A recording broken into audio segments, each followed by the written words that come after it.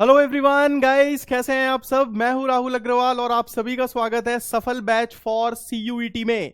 तो आप सभी को पता है कि चैलेंजेस ऑफ नेशन बिल्डिंग जो हमारी पॉलिटिकल साइंस की सेकंड बुक है, India Indian politics after independence. ठीक है, सो इंडियन पॉलिटिक्स आजादी के बाद 1947 के बाद चैलेंजेस ऑफ नेशन बिल्डिंग पहला चैप्टर है। ठीक है, तो ये आप देख सकते हैं नाम हमारे पहले चैप्टर का, जो हम आज डिस्कस करने जा रहे हैं, चैलेंजेस ऑफ नेशन बिल्डिंग। जिन्होंने भी पिछला वीडियो नहीं देखा है, पिछली क्लास नहीं देखी है, वो सबसे पहले पिछला वीडियो देख लें।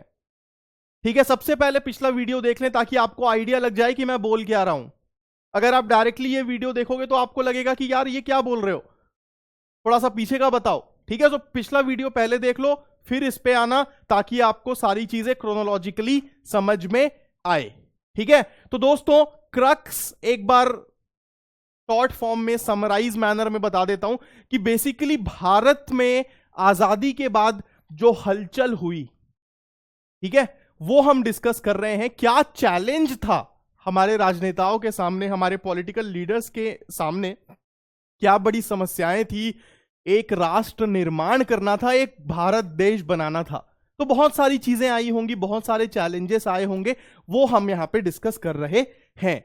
ठीक है, तो मैंने आपको बताया था दोस्तों कि 3 चैलेंजेस थे। ठीक है, 3 चैलेंजेस थे जिसके बारे में प्राइमरली हम डिस्कस करते हैं। सबसे पहला चैलेंज ही है जो अभी हम डिस्कस कर रहे हैं। ठीक है, the first and the immediate challenge was to shape a nation that was united yet accommodative of the diversity in our society। पहला चैलेंज ये था एक ऐसा देश बनाना जो कि एकजुट हो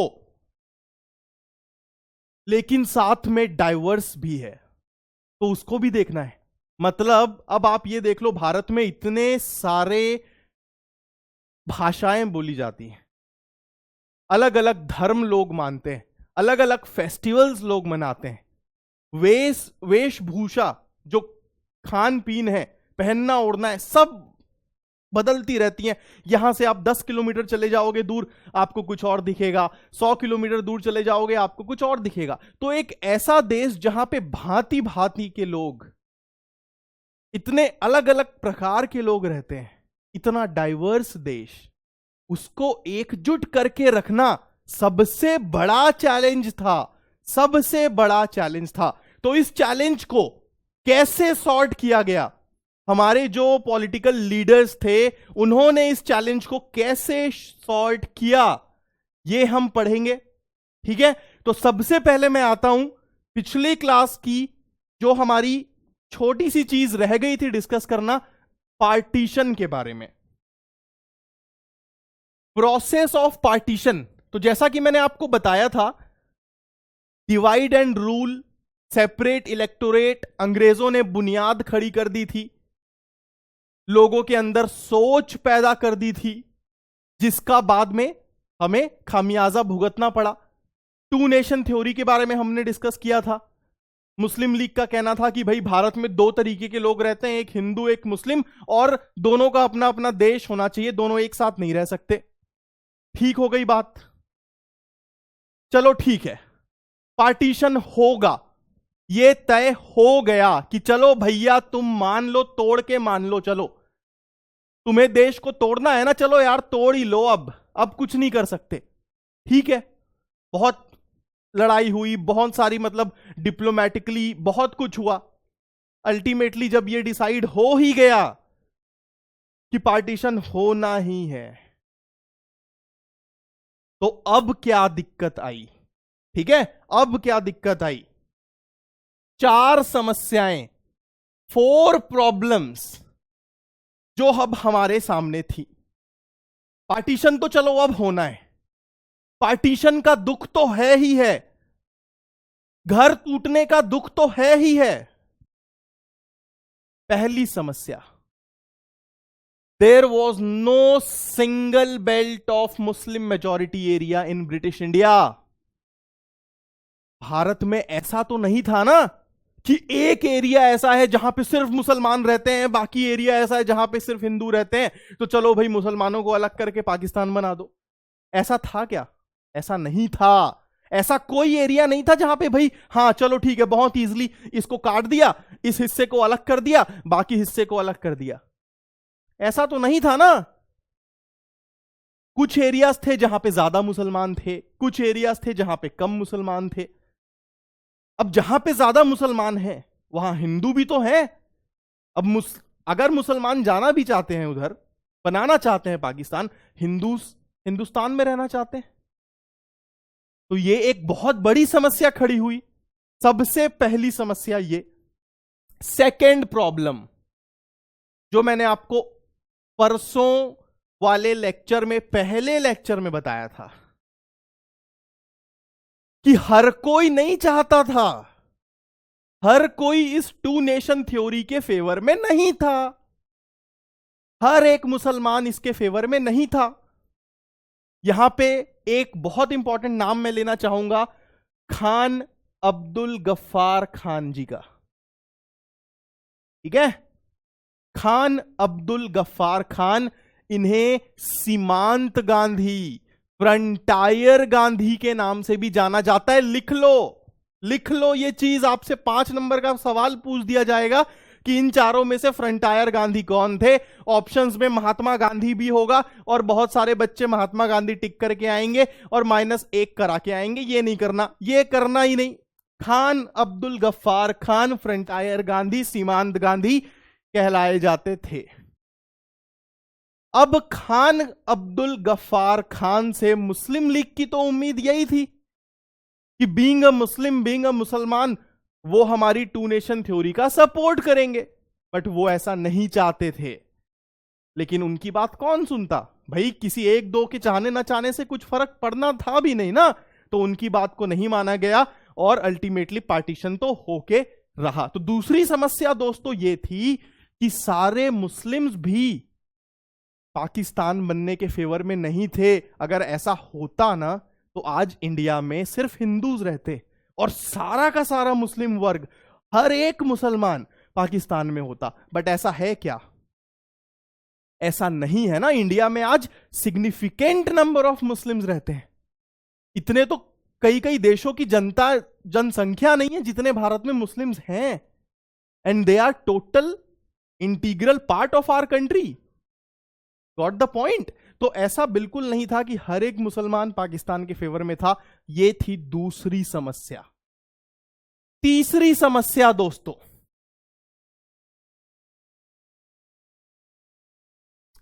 अब जब यह दिख गया, आपको मैं इंडिया का मैप बता देता हूं, आप थोड़े से कंफ्यूज नहीं तो हो जाओगे।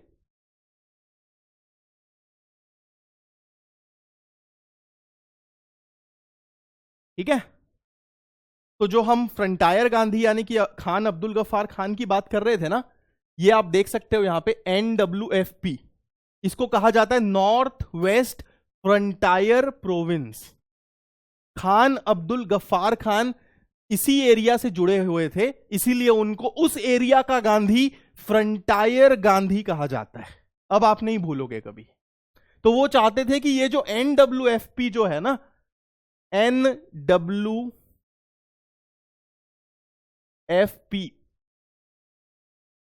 ये पाकिस्तान में ना जाए। ठीक है, और ये टू नेशन थ्योरी का हिस्सा ना बने।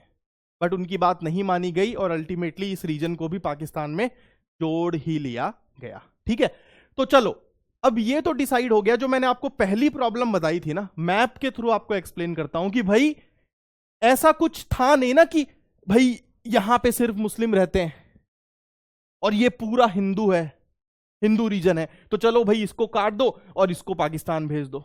ऐसा तो था नहीं ना। सिस्टम क्या था? सिस्टम तो दोस्तों कुछ ऐसा था ना कि भाई यहां भी हिंदू हैं और मुस्लिम भी, यहां भी हिंदू हैं और मुस्लिम भी, इधर भी हिंदू हैं, इधर भी हिंदू हैं और मुस्लिम भी। तो भाई ऐसा तो कुछ था ही नहीं। हर जगह हिंदू भी रह रहा था, हर जगह मुसलमान भी रह रहा था। कुछ ऐसा पॉकेटेड एरिया तो बना नहीं था। पहली प्रॉब्लम तो समझ में आ गई। दूसरी प्रॉब्लम समझ में आ गई कि भाई हर एक मुसलमान नहीं चाहता था। तीसरी समस्या, ध्यान से सुनना, बहुत इंपॉर्टेंट है। तीसरी समस्या, ये चलो डिसाइड हो गया कि जो ये वाला हिस्सा है, वेस्ट, एक्सट्रीम वेस्ट, और जो इधर वाले हिस्से हैं, ईस्ट, यहां पे कंपेरेटिवली बाकी एरिया के मुसलमान बहुत ज्यादा रहते हैं। तो जब पार्टीशन होगा, टूटेगा, तो ये एरिया ही पाकिस्तान का हिस्सा बनेंगे। ये तो डिसाइड हो गया, ठीक बात है। लेकिन जरा सोचो, इन एरियाज में जो हिंदू रह रहे होंगे, अब उन पे क्या बीतेगी। आप किसी भी XYZ जगह पे रहते हो, ठीक है, सपोज आप हिंदू हो, आप XYZ जगह में रहते हो, रातों रात आपको बोल दिया गया कि अब ये एरिया पाकिस्तान है, जहां तुम रहते हो वो एरिया पाकिस्तान है। अगर तुमको यहां नहीं रहना है तो तुम चले जाओ, घर बार धंधा काम सब छोड़ के चले जाओ, और अगर यहीं रहना है तो तुम्हें पाकिस्तानी बन के रहना होगा। अब आप सोच लो क्या स्थिति बनेगी। तो आधे से ज्यादा लोग तो इस सिचुएशन में दुविधा में रह गए कि हम क्या करें। मैं उनकी बात कर रहा हूं जो कि जैसे कि अब इस वाले हिस्सों में इधर मुसलमान भी बहुत थे, ऐसे भी मुसलमान होंगे जो पाकिस्तान जाना चाहते होंगे।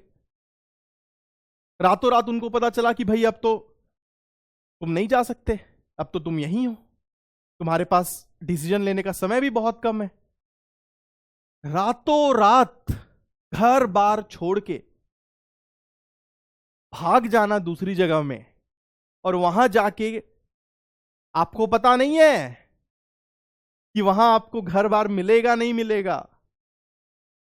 ये डिसीजन लेना कितना मुश्किल हुआ होगा, सोच नहीं सकते आप, इमेजिन नहीं कर सकते, ना मैं कर सकता ना आप कर सकते।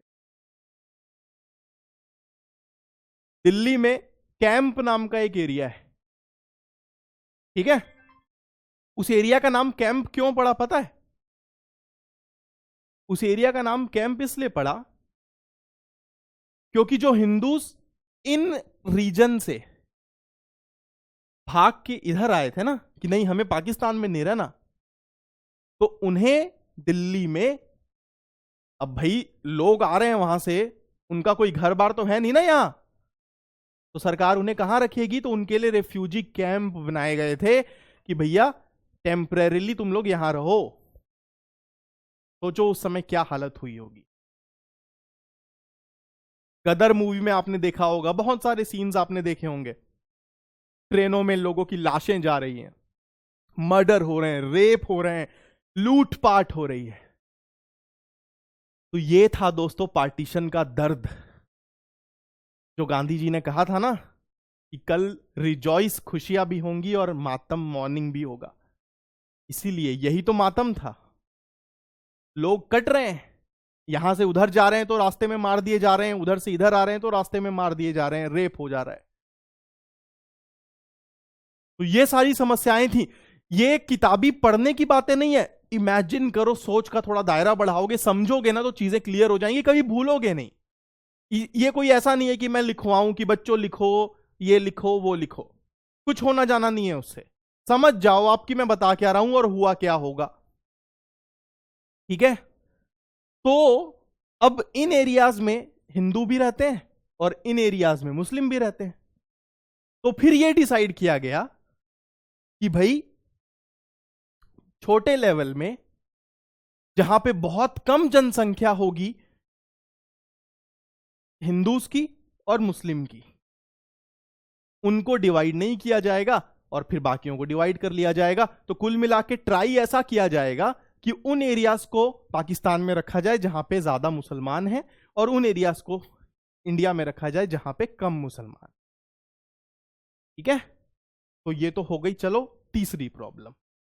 चौथी समस्या जो थी वो थी प्रॉब्लम ऑफ माइनॉरिटीज।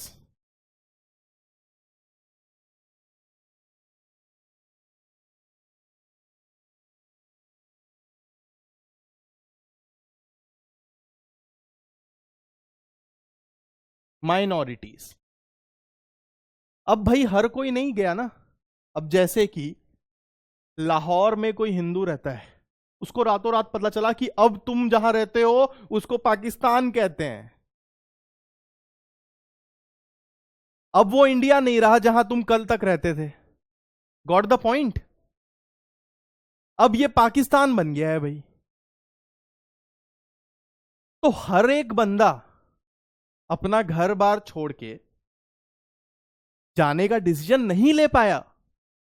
बहुत सारे लोग वहीं रह गए। अब पाकिस्तान में जितने हिंदूज थे वो माइनॉरिटी बन गए। माइनॉरिटी यानी कि कम संख्या वाले, क्योंकि वहां पे ज्यादातर मुस्लिम्स थे। सेम यहां पे इंडिया में जो मुस्लिम्स थे वो माइनॉरिटी हो गई, क्योंकि यहां पे ज्यादातर हिंदू थे। तो दोस्तों, दोनों जगह, चाहे वो इंडिया हो चाहे वो पाकिस्तान, वहां जो माइनॉरिटीज थी उनकी दुर्दशा हो गई उस समय, और हालत खराब हो गई। दोनों ही जगह माइनॉरिटीज के साथ बहुत अत्याचार हुए। माइनॉरिटीज के साथ बिल्कुल भी ह्यूमैनिटेरियन तरीके से, इंसानियत की तरह सुलूक नहीं हुआ। और उसका खामियाजा आप देख रहे हो, आज तक चल रहा है। पाकिस्तान में आज भी आता है। पाकिस्तान में हिंदू 1947 में जितने थे, आज उसका बहुत कम हिस्सा हिंदू वहां बचा है। आज भी आप देखोगे कि वहां पे बहुत सारी चीजों को जो है डिस्ट्रॉय और डिमोलिश किया जा रहा है पूरी तरीके से। ठीक है, so things are still not good, और उस चीज के रेपरकशन जो हैं वो अभी भी चल रहे हैं। सेम यहां पे इंडिया में माइनॉरिटीज के अगेंस्ट जो भी चीजें होती हैं वो न्यूज में आती हैं। तो दोनों साइड में माइनॉरिटीज की हालत जो थी उस समय की मैं बात कर रहा हूं, ये एक बहुत बड़ी समस्या थी, बहुत ही जेन्युइन समस्या थी। तो ये 4 प्रॉब्लम्स थे, क्योंकि अब मैंने जैसा आपको बताया कि भाई पार्टीशन होना है, ये तो तय हो गया। अब इस पे रो पीट के फायदा नहीं था, बिकॉज चलो ये तो डिसाइड हो गया ना कि ये तो होगा। इसको करना कैसे है, तो ये 4 समस्याएं सामने आई। ठीक है, बात समझ में आ गई सभी को?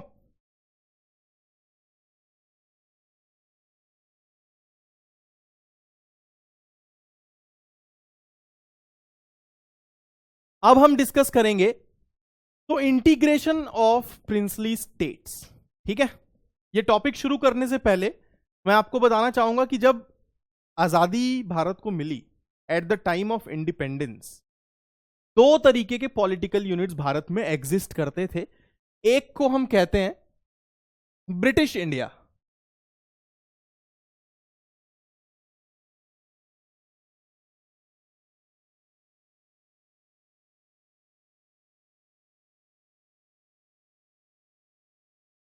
और दूसरा था प्रिंसली स्टेट्स।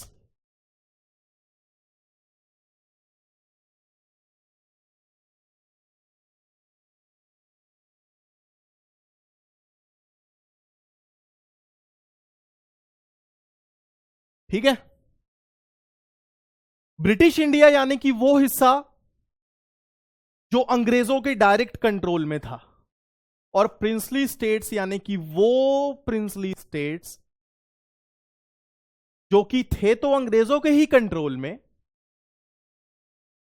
लेकिन उन जगहों पे जो वहां के लोकल एरिया के जो राजा महाराजा, जो निजाम थे, वो रूल किया करते थे। तो सपोज मान लो कि भाई जैसे कि हैदराबाद, हैदराबाद एक प्रिंसली स्टेट था। ठीक है, तो हैदराबाद था तो अंग्रेजों के ही अंदर। ऐसा नहीं बोल रहा हूं मैं कि हैदराबाद एक आजाद मुल्क था, आजाद कंट्री थी, नहीं थी तो वो ब्रिटिश कंट्रोल में ही। लेकिन ब्रिटेन ने हैदराबाद को यह पावर दिया था कि भैया लोकल मैटर्स में आपको पावर रहेगी कि आप अपने डिसीजंस खुद से ले सकते हो। ठीक है, तो ऐसे छोटे छोटे छोटे छोटे बहुत सारे प्रिंसली स्टेट्स थे, 550 से ज्यादा प्रिंसली स्टेट्स थे जो इस तरीके के सेटिंग में इंडिया में उस समय एग्जिस्ट करते थे, जो थे तो ब्रिटेन के ही कंट्रोल के अंदर, लेकिन अपने अपने एरिया में उनको सोवरेनिटी यानी कि एक तरीके की सुप्रीम पावर मिली हुई थी कि भाई अपने एरिया में अपने लोगों को कैसे रूल करना है, उन पे कैसे शासन करना है, वो तुम डिसाइड कर सकते हो। ब्रिटेन उस पे कुछ खासा इंटरफेयर नहीं करेगी। ठीक है, तो उसके लिए एक टर्म यूज किया जाता है जो आप पढ़ोगे, जिसका नाम है पैरामाउंटसी।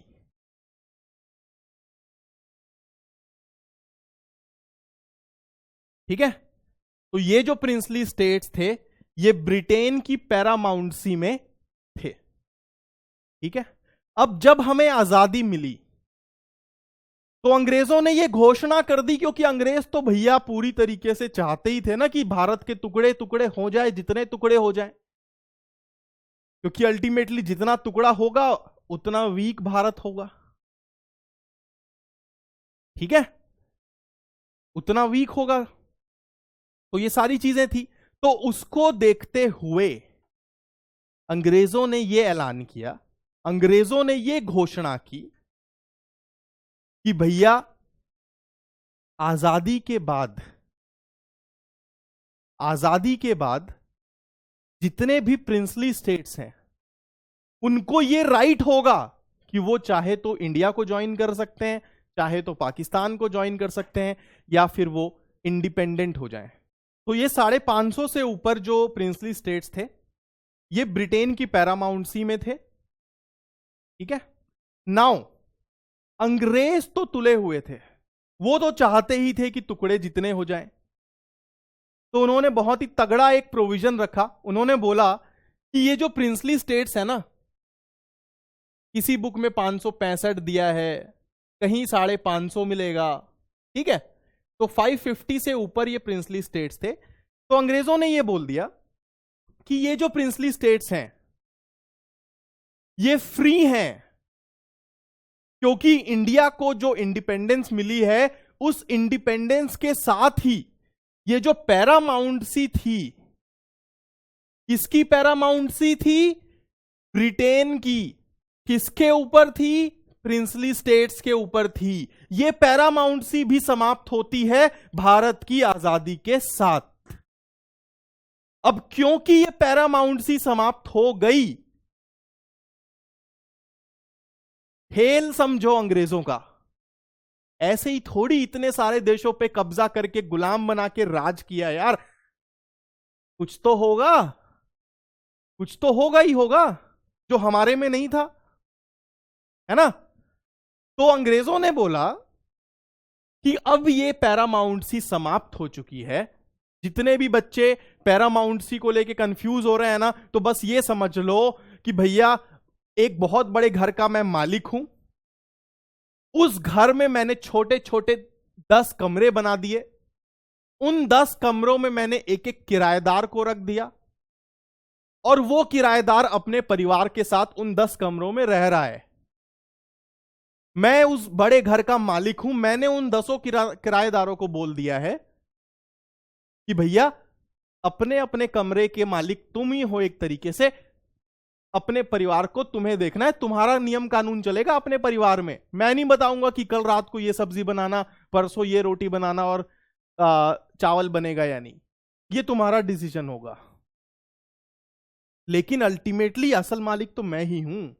तो ये थी कुल मिला के पैरामाउंटसी। ठीक है, अब कमेंट्स में ये मत लिख देना कि सर आपने प्रिंसली स्टेट्स को किराएदार बोल दिया। नहीं, मैंने आपको बस समझाया, समझ गए आप। तो ये पैरामाउंटसी भी समाप्त हो गई। ठीक है, मतलब अब मैं मालिक था, मैं जा रहा हूं छोड़ के, तो मैंने उन 10 को बोल दिया कि अब तुम देख लो, तुम्हारा काम जाने, तुमको जो करना है करो। ठीक है, तो ब्रिटेन ने बोला कि ये जो प्रिंसली स्टेट्स हैं they are free to join, या तो इंडिया, या तो वो इंडिया का हिस्सा बन जाए, या तो वो पाकिस्तान का हिस्सा बन जाए, या तो वो खुद ही इंडिपेंडेंट होके अपने अपने कंट्री बना ले। हैदराबाद एक कंट्री होगा, कश्मीर एक कंट्री होगा, भोपाल एक कंट्री होगा, त्रावणकोर एक कंट्री होगा, या तो वो ऐसे बना ले। They are free to do whatever they want man.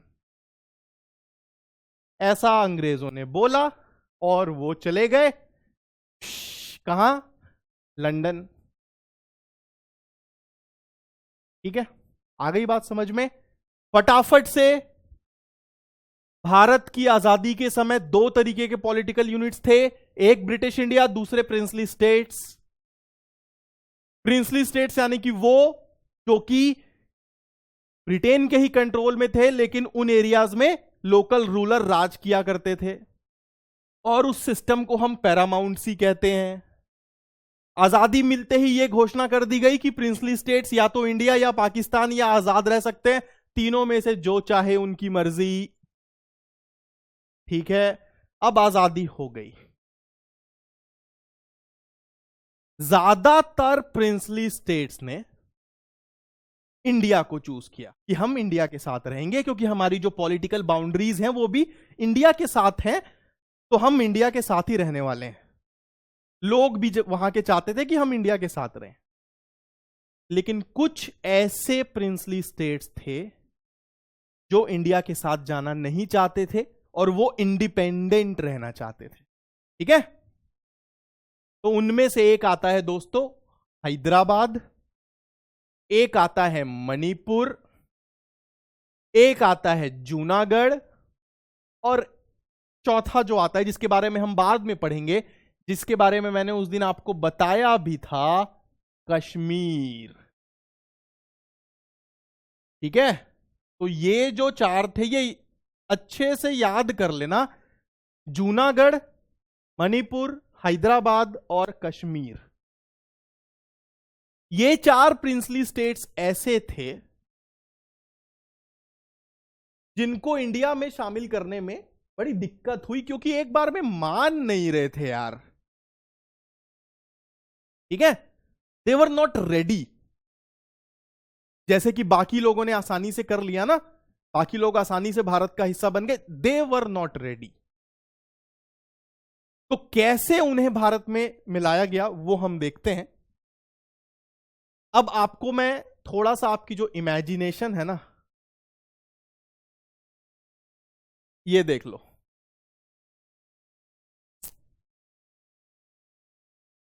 क्या है ये था हमारा भारत देश प्रिंसली स्टेट्स और ब्रिटिश इंडिया के साथ। आप देख लो। ठीक है, तो आपको मैं एक छोटा सा एग्जांपल दे देता हूं। अगर मैं बात करता हूं उड़ीसा की ना, इधर कहीं पे, तो जो एक आज उड़ीसा राज्य है, उस समय उसी उड़ीसा के अंदर कई सारे छोटे छोटे प्रिंसली स्टेट्स हुआ करते थे। ठीक है, उसी तरीके से ये जो गुजरात का हिस्सा है, गुजरात में आज एक सौराष्ट्र करके छोटा सा रीजन है।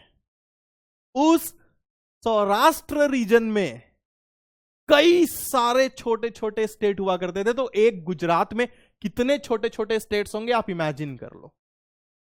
ठीक है, ये आप देख सकते हो, ये मद्रास, ये आप देख सकते हो। ठीक है, ये सेंट्रल प्रोविंस। तो उस समय की जो पॉलिटिकल बाउंड्रीज थी और आज जो है, बहुत अंतर आ गया। ठीक है, तो अब आप इमेजिन कर लो कि ये छोटे छोटे छोटे छोटे छोटे छोटे 500 550 से भी ऊपर जो प्रिंसली स्टेट्स थे, अगर उनको नहीं इंटीग्रेट किया होता और एक भारत नहीं बनाया होता, तो सोचो आज ये कैसा दिख रहा होता हमारा एरिया। और हमारे अगल बगल में भी छोटे छोटे पता नहीं 500 अलग अलग देश होते। समझ रहे हो आप? तो इसका श्रेय सरदार वल्लभ भाई पटेल को जाता है, जो कि उस क्रूशियल पीरियड में भारत के डिप्टी प्राइम मिनिस्टर थे और होम मिनिस्टर भी, यानी कि गृह मंत्री भी थे। अब आपको तो पता है ये चीज कि गृह मंत्री का रोल कितना इंपॉर्टेंट होता है, देख सकते हो आप। तो उस समय कितना इंपॉर्टेंट हुआ होगा ये सोच सकते हो आप। भाई उस समय तो देश बना ही है, उस समय तो सारे क्रूशियल डिसीजन लेने हैं, और उनको पता था कि अभी जो डिसीजन मैं लूंगा, आने वाले 100-200 साल तक देश की जनता उसका रेपरकशन, कॉन्सिक्वेंस, अच्छा हुआ तो अच्छे तरीके से, गंदा हुआ तो गंदे तरीके से झेलेगी। तो वो बहुत ज्यादा एक प्रेशर, एक नर्वस सिचुएशन थी, जिसमें सरदार वल्लभ भाई पटेल ने एक फर्म तरीके से, एक डिप्लोमैटिक तरीके से इन प्रिंसली स्टेट्स के जो भी रूलर्स थे उनके साथ मीटिंग्स करके, बातचीत करके उनको भारत में शामिल किया। ठीक है, आ गई बात समझ में कि क्यों हम इंटीग्रेशन ऑफ प्रिंसली स्टेट्स की बात करते हैं, प्रिंसली स्टेट्स क्या हैं और ये कैसे हुआ करता होगा। तो ये देख लो, ये इस तरीके से था, सारी कहानी ये ऐसी थी, छोटे छोटे प्रिंसली स्टेट्स, और अगर इन्हें इंटीग्रेट नहीं किया गया होता तो सोचो क्या स्थिति होती। ठीक है, आ गई बात समझ में। वैसा ही ये एक और मैप है जो आपको थोड़ा सा और बेटर वे में कलर कोडिंग के साथ समझा देगा। ठीक है, इस तरीके से छोटे छोटे जो हैं प्रिंसली स्टेट्स उस समय एग्जिस्ट किया करते थे।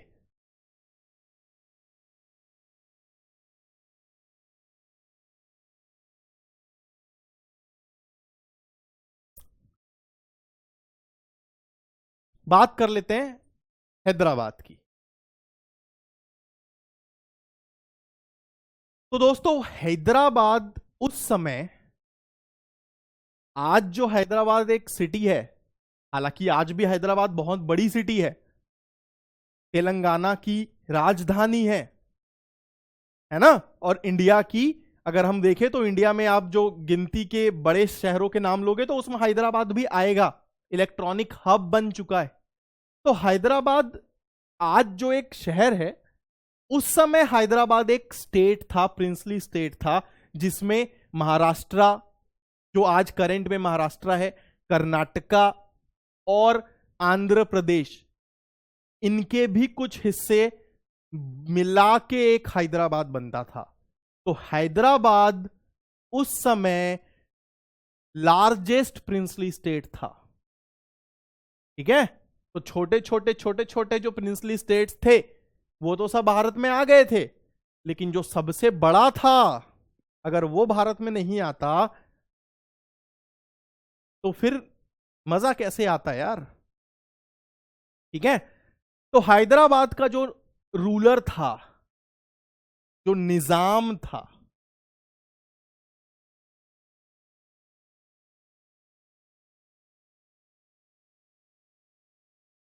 वो one of the world's richest man था। जैसे आज हम देखते हैं ना, Ambani, Adani, Elon Musk, Jeff Bezos, इनके नाम हम देखते हैं, रिचेस्ट की लिस्ट ऊपर नीचे होते रहती है। तो हैदराबाद का जो निजाम था वो उस समय विश्व के चुनिंदा रईस बंदों में आता था, तो उसकी एक अपनी अथॉरिटी, एक पावर थी। तो हैदराबाद ने बोला कि हम इंडिपेंडेंट रहेंगे। हैदराबाद ने टोटली बोल दिया, भैया कि हमें नहीं जाना, हमें रहना है इंडिपेंडेंट। ठीक है, चीजें चलती रहीं। प्रॉब्लम तब आई जब हैदराबाद के लोगों ने वहां के निजाम के रूल के खिलाफ प्रोटेस्ट करना शुरू किया, जिसमें सबसे पहले महिलाएं और दूसरे नंबर पे वहां के जो किसान थे, जो पीजेंट वर्ग था, वो सामने आया। उन्होंने बोला कि भैया ये जो निजाम है ये तो पूरी तरीके से हमें दबा के रखता है, बहुत ही ज्यादा ये तो तानाशाही करता है, इसके राज्य में तो हम सुखी रह ही नहीं सकते। तो वो विद्रोह पे उतर आए अपनी निजाम के रूल के खिलाफ।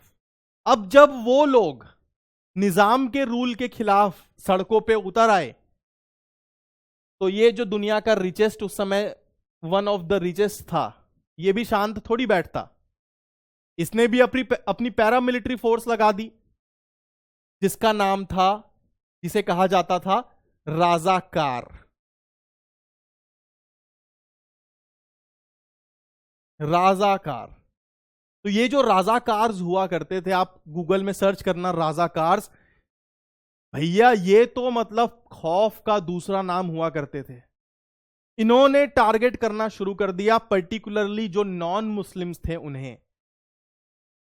क्या मर्डर, क्या रेप, क्या लूट, ऐसी कौन सी चीज जो इन्होंने नहीं की होगी, और ये सारा कुछ इस निजाम के कहने पे चल रहा था। इन राजाकार्स को बोला निजाम ने कि जितने भी लोग सड़कों पे मेरी बुराई कर रहे हैं, मेरे शासन की क्रिटिसिज्म कर रहे हैं, पकड़ो और मारो सबको, दबा दो सारी आवाजों को, चुप करा दो सबको। ठीक है, तो ये जो राजाकार्स थे, ये अपनी मालिक की बात सुन के सड़कों पे आ गए और अट्रॉसिटीज, जीनोसाइड, बड़े बड़े वर्ड्स यूज करते हैं जब भी हम रजाकार्स की बात करते हैं। तो उस समय सेंट्रल गवर्नमेंट ने, जवाहरलाल नेहरू, वल्लभ भाई पटेल, इन्होंने देखा कि भैया ये तो हैदराबाद की जनता पागल हो जाएगी ऐसे शासन के अंदर। तो उन्होंने अपनी आर्मी भेजी हैदराबाद में, लड़ाई हुई और हैदराबाद को भारत का हिस्सा बना लिया गया। तो इसीलिए आप पढ़ोगे जब भी कि हैदराबाद को इंडिया में जो मर्ज किया गया था वो हुआ था बाय द पुलिस एक्शन। और उसके पीछे की जो स्टोरी थी कि पुलिस एक्शन क्यों हुआ, क्यों गवर्नमेंट को पुलिस भेजनी पड़ी, वो ये कहानी थी कि वहां के लोग खुद ही अपने निजाम के खिलाफ उठ के आ गए। बदले में निजाम ने भी अपने राजाकार्स को छोड़ दिया लड़ने के लिए, और फिर चीजें बद से बदतर हो गई। और उसको देखते हुए सेंट्रल गवर्नमेंट सामने आई और हैदराबाद को भारत में मिलाया गया। तो ये तो हो गई पहली स्टोरी हैदराबाद की। दूसरा था मणिपुर। मणिपुर में भी उस समय एक हिंदू राजा हुआ करता था। उसने भी बोला हमें इंडिपेंडेंट रहना है, उसने भी बोला हमें इंडिपेंडेंट रहना है।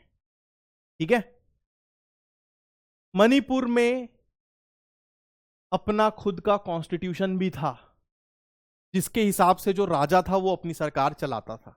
बहुत सारे लोगों को नहीं पता, ये बहुत सारे लोगों को नहीं पता कि there was a constitution of Manipur.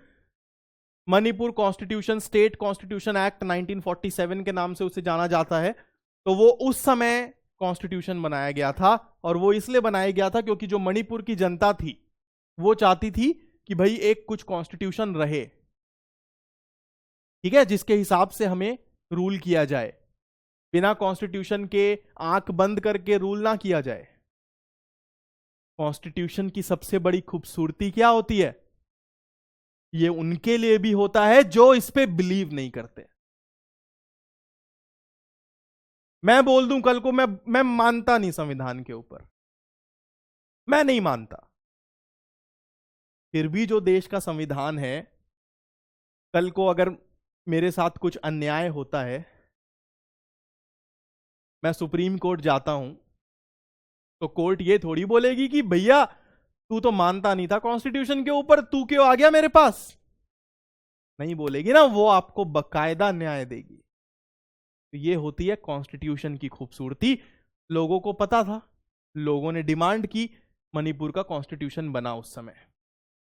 ठीक है, लेकिन डिप्लोमैटिकली चर्चाएं, बातचीत, सारी चीजों से और बहुत सारी अंदर खाने की बातचीतों से, जिसके बारे में लोगों को नहीं पता, भारत के राजनेताओं ने, बड़े बड़े जो पॉलिटिकल लीडर्स थे, मणिपुर के जो उस समय हेड पॉलिटिकल लीडर्स थे, मिलके मणिपुर को भी भारत में शामिल करा ही लिया। ठीक है, मणिपुर की जनता, बहुत सारे लोग इंडिया के साथ जाने के फेवर में थे, बहुत सारे लोग नहीं भी थे फेवर में, और आज भी मणिपुर में जो है आवाजें उठती रहती हैं बीच बीच में कि उस समय जो हुआ वो सही हुआ नहीं हुआ। ठीक है, तो कुल मिला के आप इस कंक्लूजन पे पहुंचोगे कि भैया most of the princely states Bharat के साथ आ ही गए थे, जो कुछ एक नहीं आए उनको कुछ भी करके हमने अपने साथ ले ही लिया, क्योंकि क्योंकि जो पहला चैलेंज था, जो हमारा टॉपिक था, जहां से हमने शुरुआत की थी, और ऐसे हम चीजों को इंटरकनेक्ट करते हैं। The first and the immediate challenge was to shape a nation that was united yet accommodative of the diversity।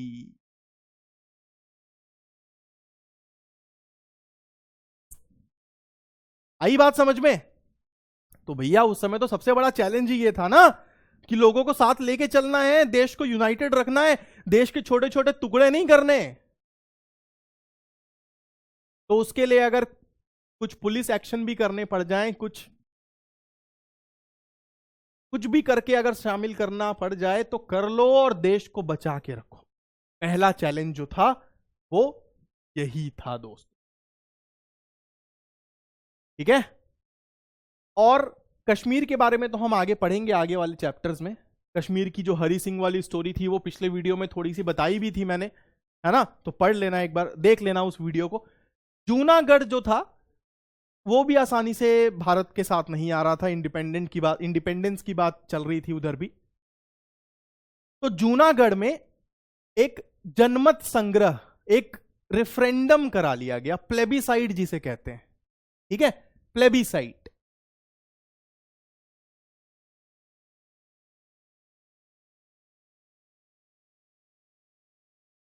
बहुत सारे अलग अलग वर्ड्स यूज करते हैं।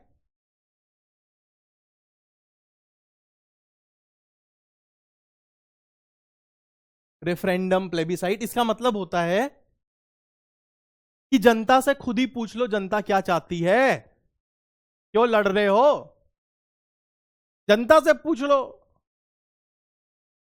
इंडिया में जाना चाहते हो या नहीं चाहते, बेस्ट है। जूनागढ़ में ये हुआ, तो जूनागढ़ में पूछ लिया गया जनता से, प्लेबिसाइट हो गई, रेफरेंडम हो गया, जनता ने बोला इंडिया के साथ जाना है, जूनागढ़ भारत में शामिल हो गया। आपके मन में आ रहा होगा कि सर इतना आसान था तो हैदराबाद में भी करा लेते, कश्मीर में भी करा लेते, मणिपुर में भी करा लेते। तो यही तो खूबसूरती है देश की, डाइवर्सिटी है देश की।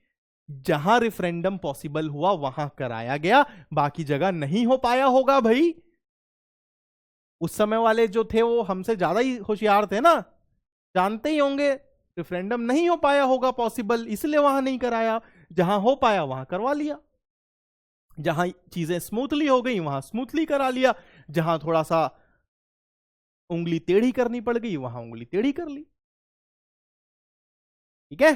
तो जूनागढ़ रेफरेंडम के थ्रू, हैदराबाद पुलिस एक्शन के थ्रू, मणिपुर जो है वही डिप्लोमेटिक बातचीत और सारी चीजों के थ्रू, और कश्मीर का जो इशू है वो तो मतलब हम आगे डिस्कस करेंगे आगे वाले चैप्टर्स में, कि कश्मीर का जो इशू था, जैसा कि मैंने आपको बताया था कि हरि सिंह ने शुरू में तो मना किया, फिर बाद में पाकिस्तान की तरफ से हमला हुआ तो हरि सिंह इंडिया आया, भारत की मदद मांगी, फिर भारत ने उसको जो है मदद करने के साथ में बोला कि आपको इंडिया में शामिल होना पड़ेगा, और इस तरीके से कश्मीर भारत में आया था। तो ये सारी चीजें तो आपको पता है, ठीक है। तो अब आप देखिए कि जो आज हम इंडिया का मैप देखते हैं, 28 स्टेट्स आर देयर, 28 राज्य हैं और 8 यूनियन टेरिटरी हैं। 9 यूनियन टेरिटरी मत बोल देना, 8 यूनियन टेरिटरी हैं। दादरा नगर हवेली और दमन एंड दीव बराबर होके, मतलब मर्ज होके एक हो गई हैं, अब वो 2 नहीं है, ठीक है, वो 1 हो गई हैं। तो अब भारत में 28 स्टेट्स हैं और 8 यूनियन टेरिटरीज, ठीक है। क्या आपने सोचा है कि आजादी के बाद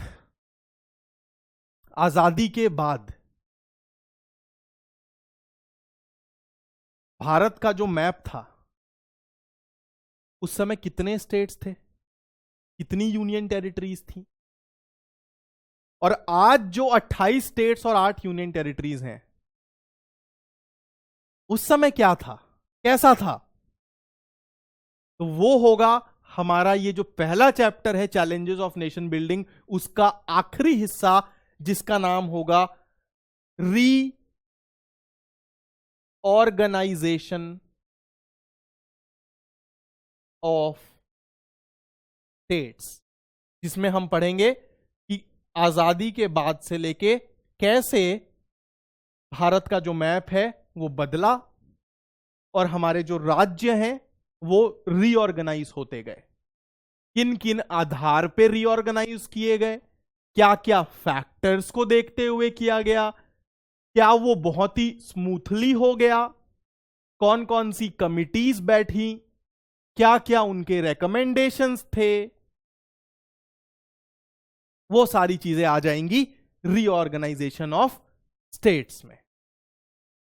ठीक है, तो दोस्तों politics in India since independence, challenges of nation building जो कि पहला चैप्टर है, इसमें अभी तक आपने क्या क्या पढ़ लिया? इसमें अभी तक आपने देख लिया कि भाई आजादी के बाद 3 जो बड़े चैलेंजेस थे, जिसका सबसे पहला चैलेंज था देश को एकजुट करके रखना, और वो एकजुट कैसे हुआ? प्रिंसली स्टेट्स को इंटीग्रेट करके, प्रिंसली स्टेट्स को एक साथ जोड़ के। ठीक है, और उसके अलावा पार्टीशन का क्या पूरा सिचुएशन था, क्या क्या प्रॉब्लम सामने आई, वो सारी चीजें अभी तक आपने 2 लेक्चर्स में, एक आज का एक परसों का, उन दोनों लेक्चर्स में अभी तक आपने देख ली। अब एक जो टॉपिक बचेगा रीऑर्गेनाइजेशन ऑफ स्टेट्स, वो हम पढ़ेंगे अगली क्लास। ठीक है, तो आप सभी को मैं कहता हूं अलविदा आज के इस लेक्चर के बाद।